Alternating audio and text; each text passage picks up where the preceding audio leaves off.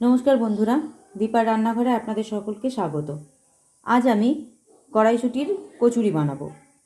তার জন্য আমি আগের থেকে কড়াইশুঁটি বা মটরশুঁটি সেগুলোকে ছাড়িয়ে ভালো করে ধুয়ে সেদ্ধ করে নিয়েছি।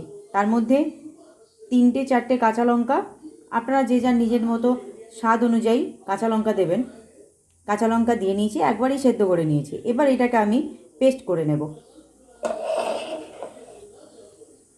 এর মধ্যে আমি একটুখানি আদার টুকরো আর একটু হিং আর মিষ্টি দিয়ে, মিষ্টি মানে চিনি বা যাই হোক, গুড় বা চিনি যে যাই খান তাই দিয়ে গ্রাইন্ড করে নেবো একবারে। এই আদাটা আমি দেব, এর মধ্যে এই আদাটা দেব এবং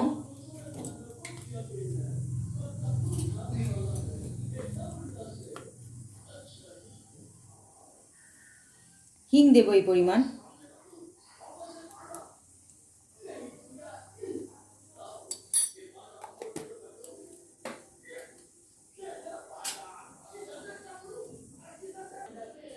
এর মধ্যে আমি গুড় নিয়েছি, আপনারা চাইলে চিনিও দিতে পারেন, তবে আমি গুড় দিয়েই করি। আপনারা চাইলে পরিমাণ মতো চিনি নিয়ে নিতে পারেন। এটা একটু ঝাল ঝাল মিষ্টি মিষ্টি খেতে ভালো লাগে পুরটা। আপনারা নিজেদের স্বাদ অনুযায়ী ঝাল এবং মিষ্টিটা দিয়ে নেবেন। এবার এটাকে সব কিছু আমি একসঙ্গে পেস্ট করে নিচ্ছি। আমার পেস্টটা রেডি হয়ে গেছে। এবার দেখুন পেস্টটা এরকম হয়েছে। একটু জল দেবেন না, কিন্তু যে সেদ্ধ করা আছে সেই সেদ্ধটাই শুধুমাত্র দেবেন। এবার এটাকে আমি ভালো করে পুরটা বানিয়ে নেব।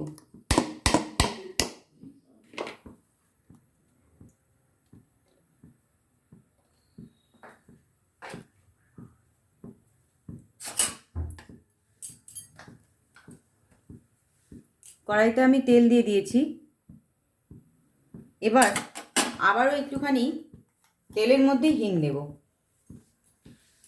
এতে হিঙের গন্ধটা খুব ভালো লাগে।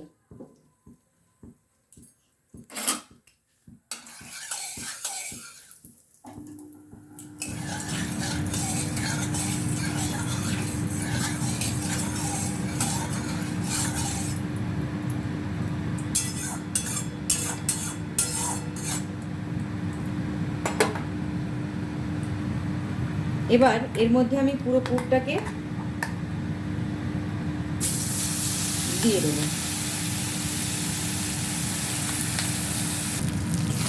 পুরটাকে খুব ভালো করে ভেজে নেব। এই যে পুরের মধ্যে যে জল জল ভাবটা রয়েছে না, সেই জল জল ভাবটা কাটিয়ে নিতে হবে, ভেজে একটু শুকনো শুকনো করে নিতে হবে। এবার এর মধ্যে আমি পরিমাণ মতো নুন দেব।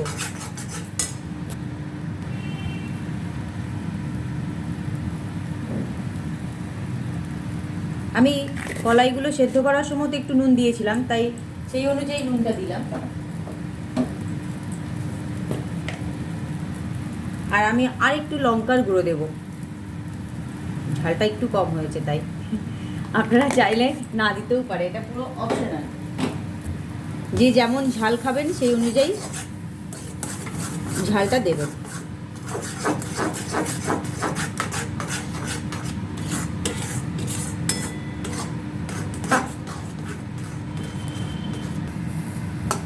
দেখুন এটা জলটা অনেকটাই শুকিয়ে এসেছে। যখন দেখবেন কড়াইয়ের গা থেকে বা প্যান, যে ফ্রাইং প্যানে আপনারা করছেন সেটা থেকে এভাবে ছেড়ে চলে আসছে, তখনই জানবেন পুরটা হয়ে গেছে। দেখুন এক জায়গায় জড়ো হয়ে যাচ্ছে।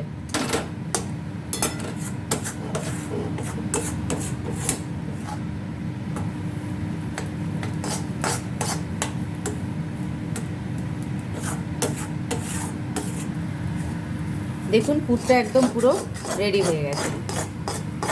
এর থেকে আবার বেশি শুকনো করলে ঠান্ডা হয়ে যাওয়ার পর তো আরও শুকিয়ে যাবে, তাই জন্য আর বেশি শুকনো করব না, এভাবেই রেখে দেব। তাহলে কড়াইশুঁটির কচুরির বা মটরশুঁটির কচুরির পুর আমার রেডি। এবার আমি ময়দাটা মেখে ফেলব। এবার আমি আটাটা মেখে নেব। আটা বা ময়দা যে যার ব্যবহার করবেন।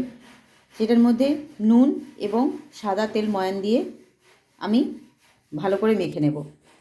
মেখে নেওয়ার পর আমি আধ ঘন্টা রেস্টে দেব। তারপর আমি কচুরিগুলো বানাবো। আটাটা মেখে ফিরে আসি।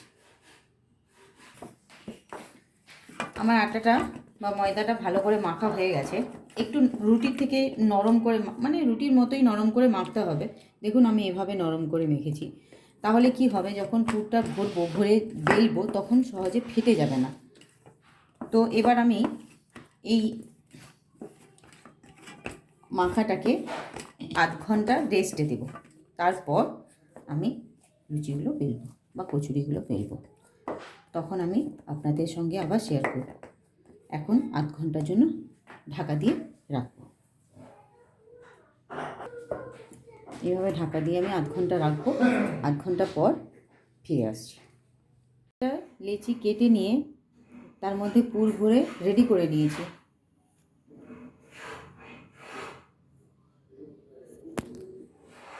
আর কয়েকটা আছে, সেটা আমি দেখাচ্ছি আপনাদের আমি কিভাবে ভরেছি। এভাবে বাটির মতো করে নিয়ে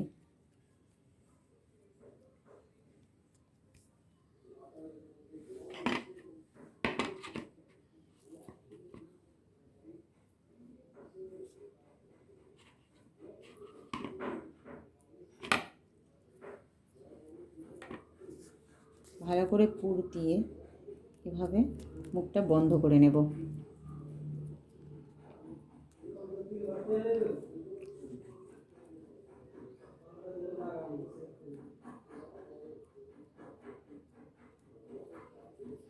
মুখটা বন্ধ করে নিয়ে এভাবে গোল করে নেব।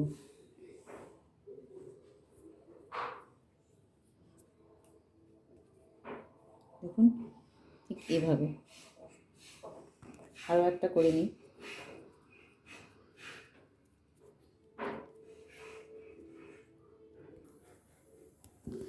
আবার একটা করে নিচ্ছি আমি।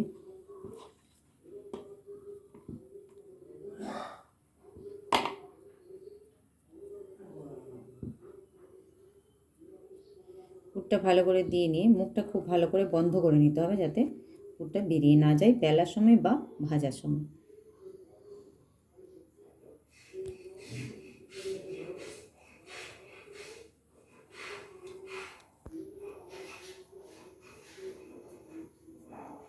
এভাবে মুখটা বন্ধ করে দেব।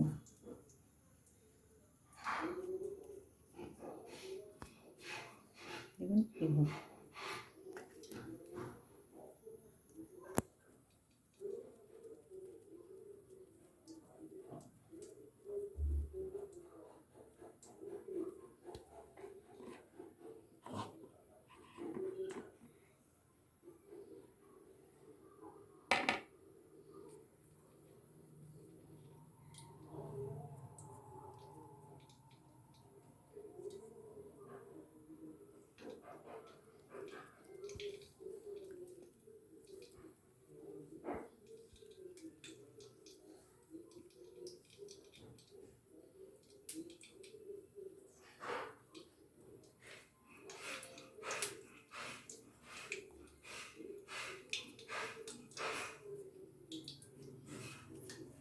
এভাবে সবগুলো আমি পুর ভরে নিলাম।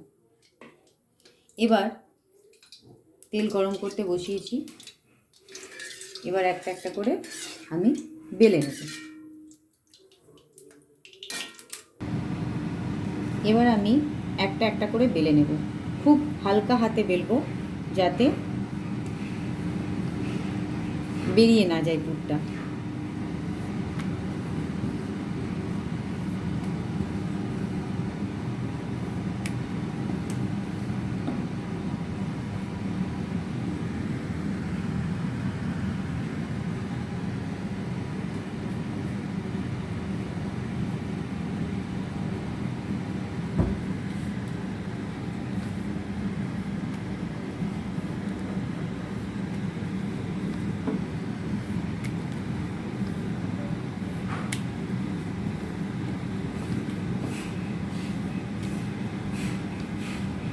দেখুন এরকম মোটা বেলবো, এর থেকে পাতলা করবো না, তাহলে বেরিয়ে যাবে।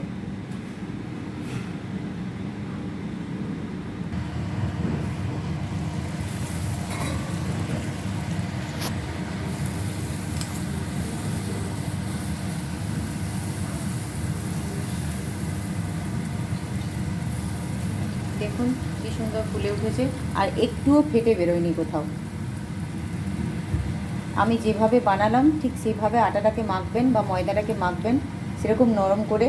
আর যেভাবে পুর ভরলাম সেভাবেই পুর ভরে আস্তে করে বেলবেন, দেখবেন একটুও ফেটে যাচ্ছে না এবং সুন্দর করে ফুলবে।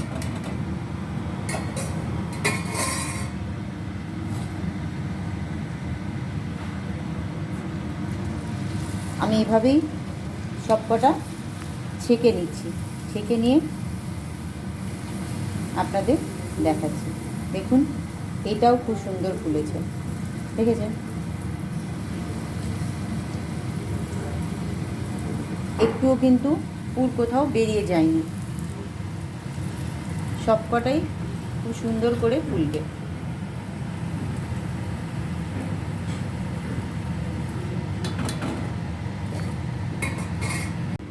দেখুন আমার সমস্ত একদম মটরশুঁটির কচুরি রেডি, এবং ডিনারের জন্য আমরা সার্ভও করে দিয়েছি।